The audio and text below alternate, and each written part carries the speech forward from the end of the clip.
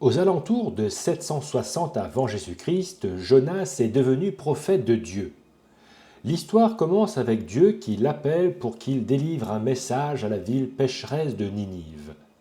Jonas ne veut toutefois pas prêcher à Ninive et il décide en conséquence de s'enfuir pour échapper à cette vocation. Jonas se dirige dans une direction opposée à celle que Dieu lui indique. Il monte à bord d'un bateau avec des gens qu'il ne connaît pas, puis quitte l'endroit où il est. Insatisfait, Dieu envoie une terrible tempête au point où le bateau est sur le point de couler. Les passagers, qui se trouvent être très superstitieux, réalisent que Jonas est la raison pour laquelle cette tempête les frappe. Ils lui demandent ce qu'ils peuvent faire pour être sauvés. Jonas leur répond que s'ils se sacrifient et se jettent par-dessus bord, ils seront sauvés. Les passagers finissent par le mettre à l'eau. C'est alors que Jonas commence à flirter avec la mort, puis un gros poisson, une baleine, vient l'engloutir. Il passe 3 jours dans son ventre.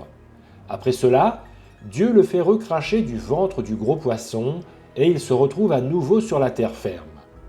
C'est à ce moment-ci que Jonas accepte de délivrer le message de Dieu pour Ninive. Jonas s'approche alors de la ville et délivre le message suivant à la population. Dans 40 jours, une catastrophe viendra sur Ninive. En gros, ce que Jonas a indiqué aux habitants de Ninive, c'est qu'ils devaient se repentir, autrement Dieu détruirait leur ville. Les habitants de Ninive se sont effectivement repentis et ont échappé à la catastrophe. Le roi lui-même s'est repenti en revêtant un habit de toile de sac et en s'asseyant sur de la cendre. Grâce à cette repentance, la ville de Ninive a échappé au jugement divin. Mais maintenant, voyons comment cela se connecte avec le ministère de Jésus. Dans Matthieu chapitre 12, Jésus donne aux Juifs l'exemple de comment Jonas annonce de manière prophétique qui il est, le Messie. À ce moment-là, la foule et les leaders religieux viennent à lui pour lui demander des signes afin de prouver sa personne. Et Jésus répond ceci. Matthieu chapitre 12, des versets 39 à 40. Une génération méchante et adultère demande un miracle, il ne lui sera donné d'autre miracle que celui du prophète Jonas. Car de même que Jonas fut 3 jours et 3 nuits dans le ventre d'un grand poisson, de même le Fils de l'homme sera 3 jours et 3 nuits dans le sein de la terre.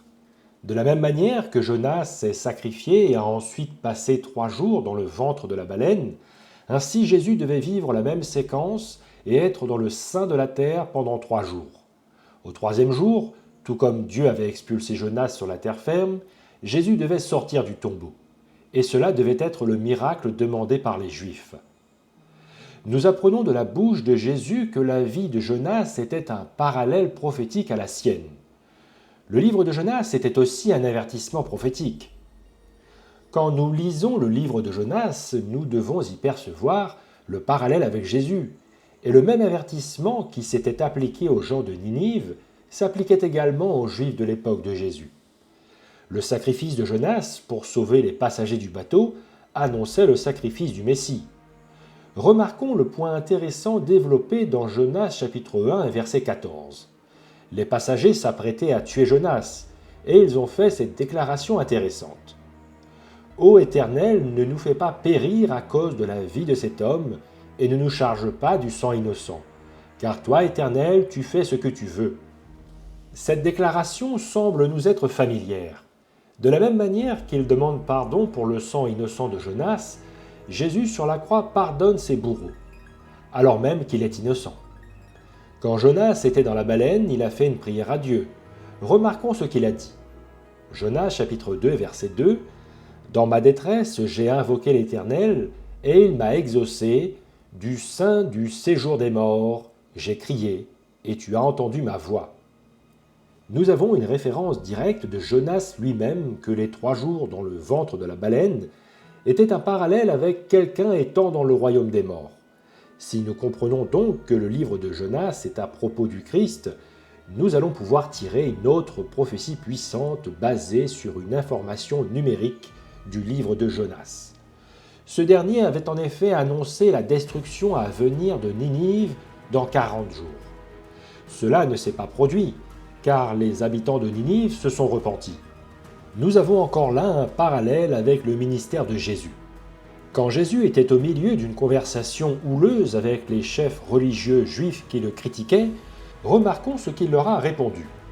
Car de même que Jonas fut un signe pour les Ninivites, de même le Fils de l'homme en sera un pour cette génération.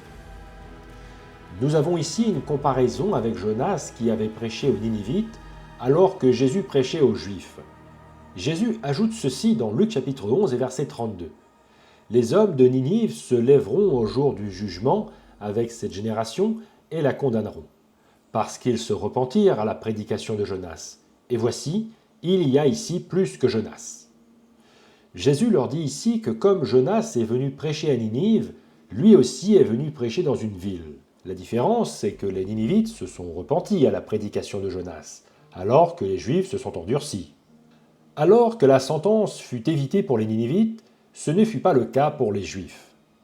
Ainsi, si Jésus est un parallèle de Jonas, alors quelque chose dans l'histoire a dû arriver à la ville de ceux qui ont rejeté Jésus. Quelle est donc cette ville dans laquelle Jésus est venu prêcher ? Nous le voyons au début de Matthieu chapitre 24. Comme Jésus s'en allait, au sortir du temple, ses disciples s'approchèrent pour lui en faire remarquer les constructions. Mais il leur dit, « Voyez-vous tout cela ? Je vous le dis en vérité, il ne restera pas ici pierre sur pierre qui ne soit renversée. » Jésus savait que les gens auxquels il prêchait le rejetteraient et par conséquent que leur ville serait détruite. Cette ville n'est nulle autre que Jérusalem. La menace dans Jonas était que si les Ninivites ne se repentaient pas, leur ville devait être détruite dans 40 jours. Alors que cette durée était littérale dans le livre de Jonas, il s'agissait de jours prophétiques pour la deuxième application dans le futur lointain de l'époque de Jésus.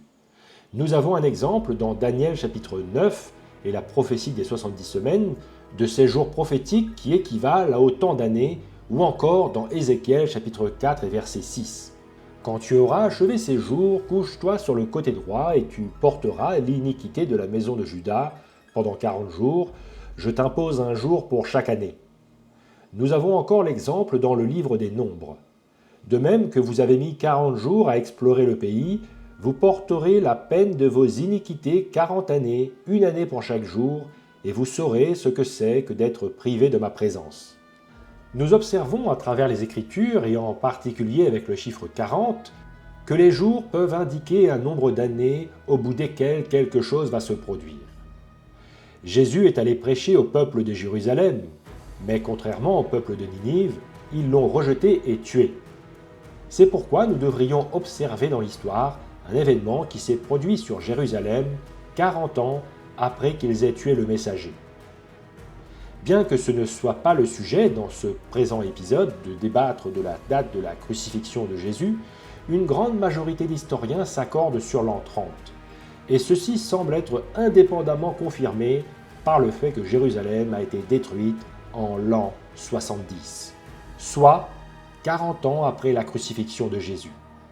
Le plus important événement pour le peuple juif a été la chute de Jérusalem en l'an 70, quand les Romains sont arrivés et ont jeté ses murs par terre et ont littéralement détruit le temple. Le livre de Jonas a prédit premièrement que le messager de Dieu serait dans la tombe pendant 3 jours et que s'il était rejeté, une destruction de leur ville interviendrait 40 jours après, des jours que nous savons de nature prophétique. L'histoire nous affirme avec force que Jérusalem a été détruite en l'an 70 et que la crucifixion de Jésus a eu lieu en l'an 30. Voilà une preuve supplémentaire de l'inspiration divine de la Bible.